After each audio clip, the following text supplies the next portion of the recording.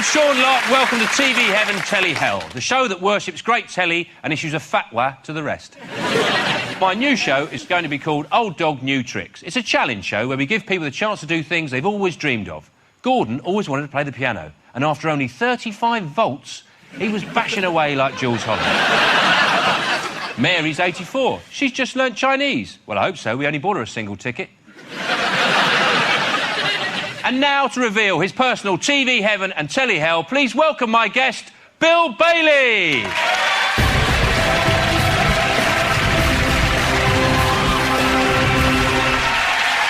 Hello, Bill. Hello, John.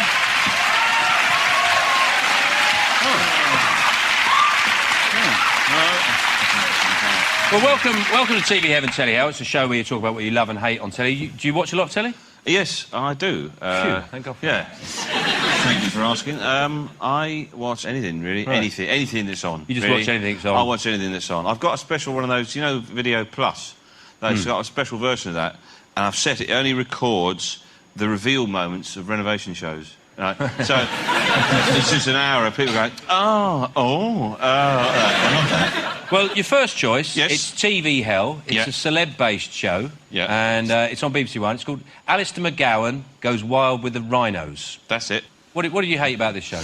Well, I just feel a bit sorry for him, because he does actually look patent. He's terrified. Somebody said to him, you go and do the thing about the rhinos, and he's got there, and he's just absolutely sort of terrified out of his wits of them, and he keeps having to kind of put a brave face on, but doesn't actually get anywhere near the rhinos. Yeah. It's kind of... We've got a clip of him here, and we see him, he's terrified of a charging rhino. Yeah. Despite the fact that he is in, like, a military Land Rover. Yes. Unless one of them's got a spare set of keys, I don't know what he's worried about, but... Here we go. Someone wanted to find out exactly what I was made of. Now this is definitely a what-if moment. What if the engine stalls? What if that huge horn tears through this metal door? What if I don't make it to the end of the first day? And what is that snorting noise?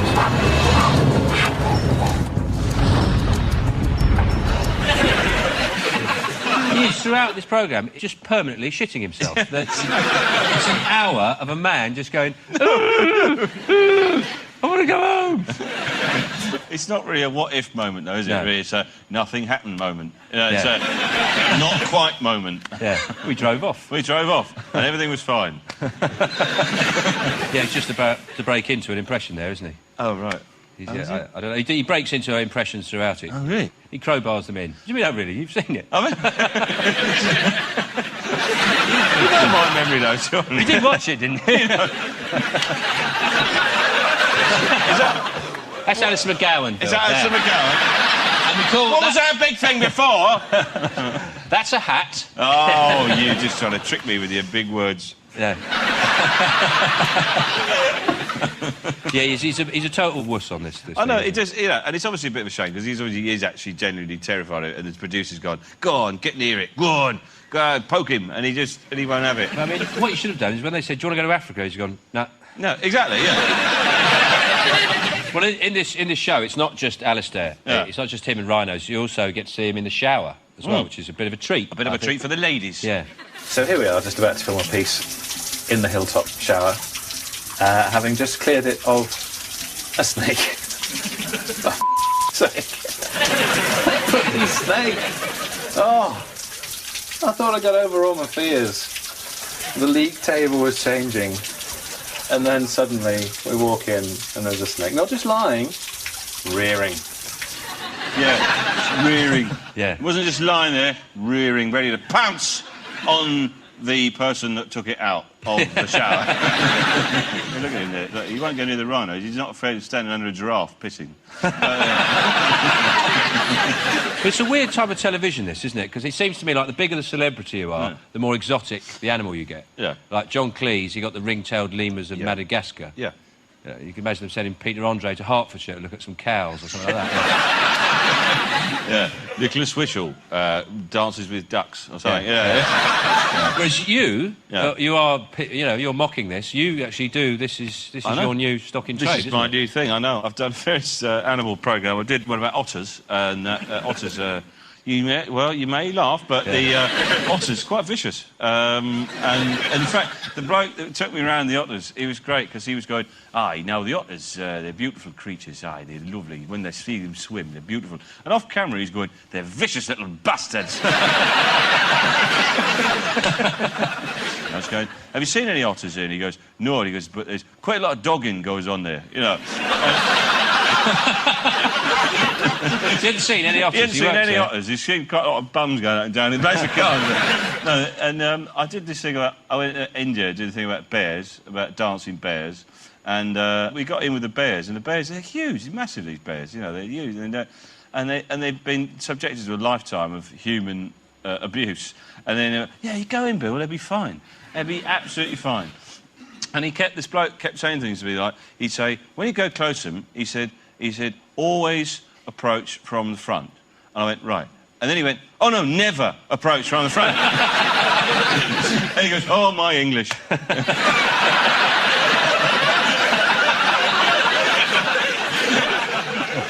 I always go, what? Neil Morrissey's done one, though, hasn't he? He's done one with sharks. Yeah, oh, yeah, yes. He did one with sharks. That's right. And he does get close to some sharks, a lot closer than Alistair McGowan. Yes.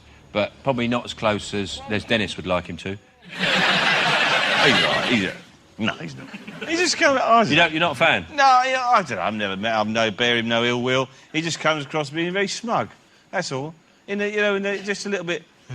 But, you know, he is quite smug. But yeah. There's a truth. I mean, certain people are entitled to be smug. Yeah, fair very enough. Smug, aren't they? Like Stevie Wonder.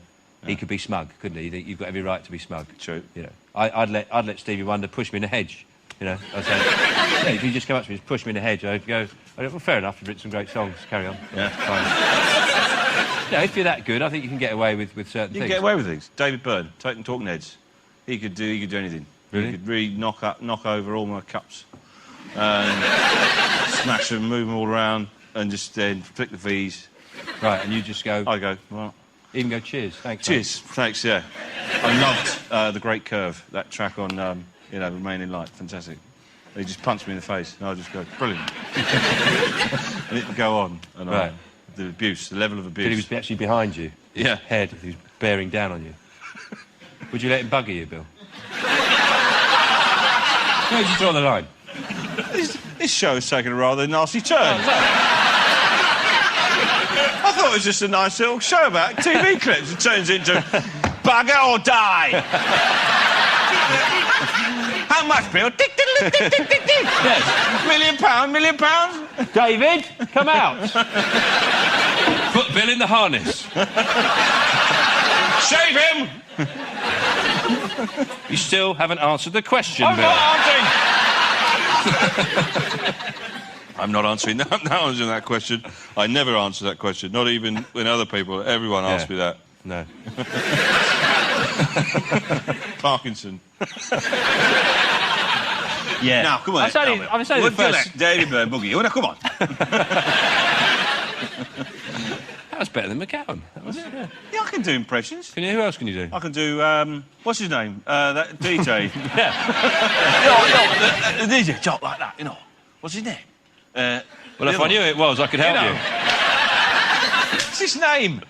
Steve. Andy Kershaw. Yes! Steve. So you can do impressions of people you don't even know the name of. Go on, then, This next record is from Haiti. Come on, that was good. No, don't patronise me. OK, we're going to move on now. Next up is something you absolutely love, which is nice to find out. It's a documentary from Australia. Yes. It's got almost sort of cult status, cane toads. It's about the toads that have invaded Australia. Tell us why you love this. Yeah, it's a fantastic documentary from the 80s, and it's just some wonderful bits, some wonderful characters. It's a great documentary. Yeah. Have a look at this. Cane toads are coming. The cane toad is really an excellent invasion machine. It reproduces incredibly well. It can eat virtually anything, and it has got excellent predator defence because it is poisonous. There, you can see the venom shoot out, did you? He poses a bigger menace as the German army did in World War II. Wherever you see a toad, have no hesitation running over and killing the monster. People hate it. It causes They huge do. level of, you know, vicious revenge. But it's generally considered, you're advised, if you see a toad, kill it. It's like, what's the opposite of an endangered, protected species? They are it. You know, you're encouraged to stamp on them, jump on them, squash them, kill them, mangle them.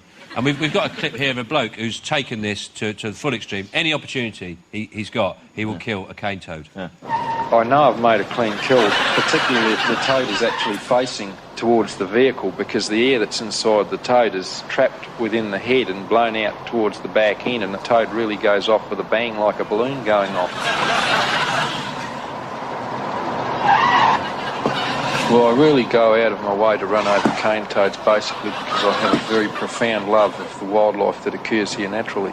If it was possible to remove them and totally eradicate them from Australia, and I was capable of doing it, I would spend a lifetime doing exactly that. Thing is, what they don't say is he also hates horses. In Australia, if it's something on the road, it's fair game. That's basically their mentality.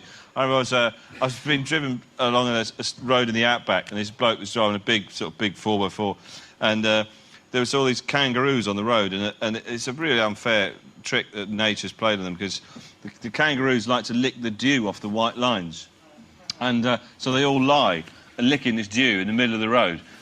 All these cars barreling towards them like this, and most of them get up out of the way, and this one kangaroo just got up a bit late and sort of hopped one way, and then he hopped the other way, and he was all over the place, and the bloke, he didn't actually say it to me, it was just under his breath, and he just drove straight at the kangaroo, speeded up a bit, and he just went, "You're in bloody trouble."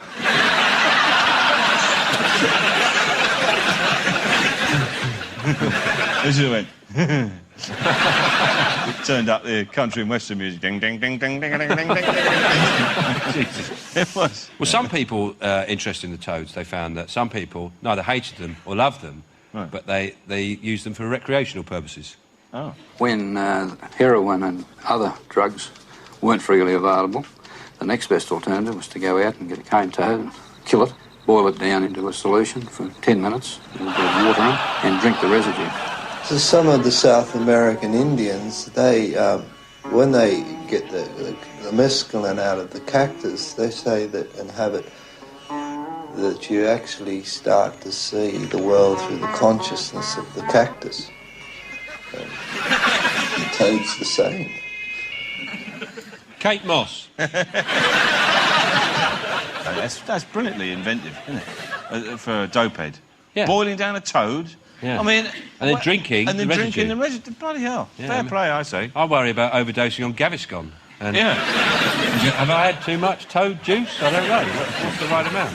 Yeah. Does it say on the toad? Has it got a thing on the toad? Only drink half a pint. Anyway, we've got a bit of a treat for you now, Bill, because I know you love animals. We've actually got a cane toad for you. There we go. Thanks so much. There we go. Oh, Jesus Christ. Oh, look, it is as well. It's a cane toad. Look. Is it? Yeah. Bloody hell. Don't drop it. Oh, The thanks. thing about them is they're poisonous. Oh, Christ! And They shoot venom out of their eyes. yeah. Let me ask, has he got it too tight? I'll ask the toad. Has he got you too tight? Let go! Well, I've got a kettle here as well. Right. So I thought what we could do, you can boil it up, drink it, and see what state you're in after the break. Ladies and gentlemen, we'll be back after the break with Bill Bailey.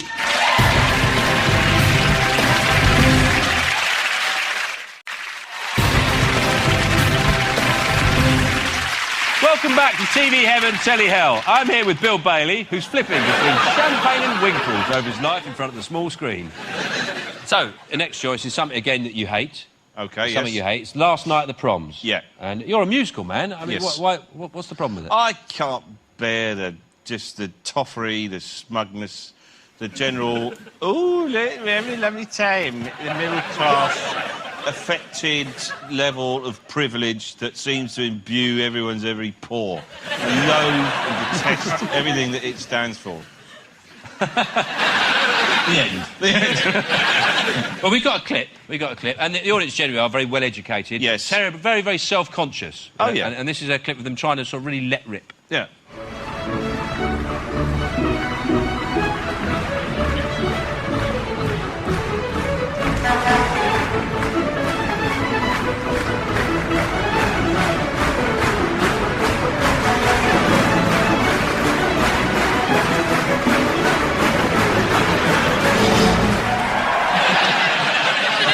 Once a year, they live for that moment, don't they? They do. That's once a year they go mad. Yeah. I don't know what they're drinking, but it's not strong enough. No. Let's go mental, Toby. Right-o. Bunchy Frobisher. Come on. I'm wearing an amusing tie. Look at her. That's their equivalent of a mosh pit, isn't it? Yeah. That's it. Yeah. Well, I think they call it the Gosh Pit. Oh, is it? Yeah, Oh, no. yeah. Oh, gosh, it's lovely down there. Yeah. It seems that it passed its sell-by date a bit. And what I think the thing is that I don't like about it is the fact that the kind of middle-class, kind of upper-middle-class kind of level of privilege has hijacked the whole notion of classical music. Do you think it puts people off? It puts people off, yeah. Yes, they see that, they go, oh, God, it's got... Yeah, no, it's not for me. Whereas that, it may well be. But I think it's the last night of the proms is where I they have all suppose. these traditions and they have all these True. sort of little in-jokes. Yeah. And there's one... We've got a clever one here. Is if there's a particularly sentimental piece, they pass handkerchiefs amongst the crowd.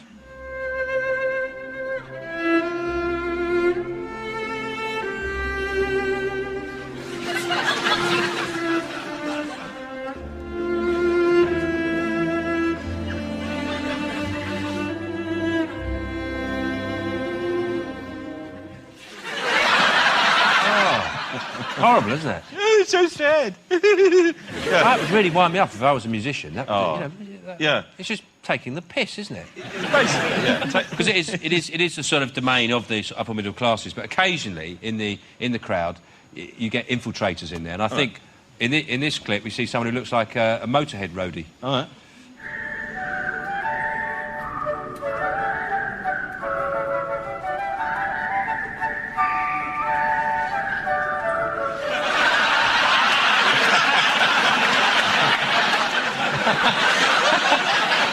He looks terrifying, doesn't he? Yeah, I think, yes, I've seen him at one of my gigs, I think. I love you. He represents your fan base. Yeah. You don't really get groupies so much as engineering students. Engineering students. So after a gig, you go out. There are blokes like him standing there. Yeah, standing there going. And I touch your effects pedal. Yeah. Sort of thing, yeah. We've all got names for it. I know. I was in a band where we had a synthesizer called a Wasp, and you played it. There was no keys to it at all, and it rather like the Wasp. It was just really annoying. That's all it was. It was just black and yellow, and you could blow it, and it went like that. And we had a bloke in there who wanted to be in our band called Wivs, and we said you can't be in the band, Wivs. Can I just ask, why was it called Wivs? Wivs. I don't know. Oh, just always interested about nicknames. You know. No, Wivs. I don't know, actually. Anyway, I think his full name was Withers. Why did you call him Wivs? It was an acronym. We ingest violent... I don't know, what? Salmon. It's salmon. Salmon. Violent salmon. And don't worry, we'll cut this bit. Don't worry. So we're in the middle of a song, and I heard this noise, and it was Wivs, and he was prostrate on the floor, on his stomach, blowing into this wasp, like that. And that's how he got in the band. And he looked up, gave me the thumbs up, like that. Right? Kicked him in the ear. I've never seen him before or since. He's like the sax player in Baker Street. Well, you've never seen him again? No, I know why. No, I've never met him, but...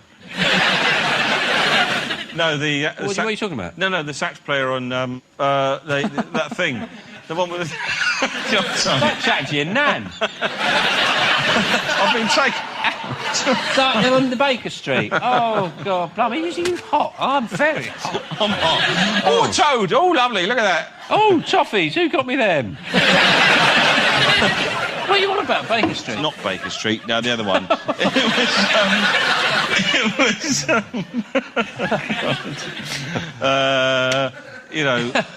Lou Reed. You make Ozzy Osbourne look like Paxman. Lou Reed. That one, do, and the colour girls go do. You know, yeah, Walk on the Wild Side. Walk on the Wild Side, and there's a lovely solo in that, a saxophone solo, where they go and the theory and the myth was that some bloke just wandered in off the street and just played it like that. Nobody knew who he was. Right. And then he finished it and he went like that, and he just walked on. And nobody saw him again. Right. And he's called Wivs. What a story. Well, it will be one day.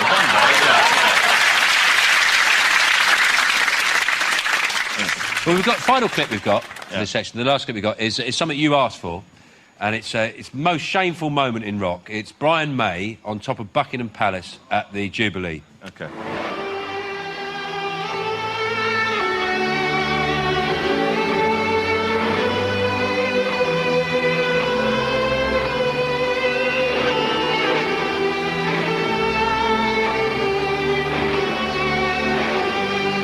Disgraceful, isn't it? It's just like rock and roll never happened, is it? Yeah. He's not even got up there, you know, against the Queen's wishes or something, you know. No. Like, scrambled up there, you know, as a maverick. Rock and roll is meant to be about rebellion and you know, groupies, toss your way, brilliant, cocaine, midget, oh, big pineapple made out of cocaine.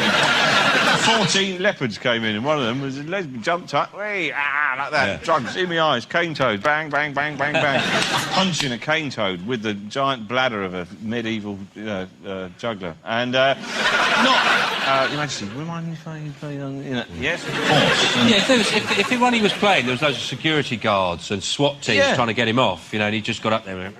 But he's actually going... well done, Queen. Yeah. Here's your favourite tune. Yeah. Oh, mind you, he's pretty sick of it by now. But, oh, not this old shit again, she probably thinks.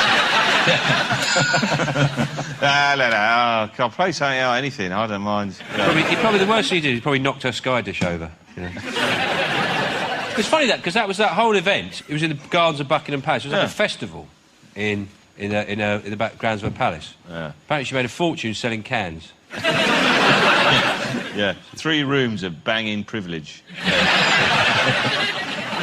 Well, thanks, Bill, for that glimpse into your TV heaven, telly hell. And on this show, we like to see ourselves as the sealed knots of television. We can reenact any moment in television history. Is there anything you'd like to do? Oh, yes. Oh, don't tell us. Huh? We'll keep it secret. Ladies and gentlemen, Bill Bailey!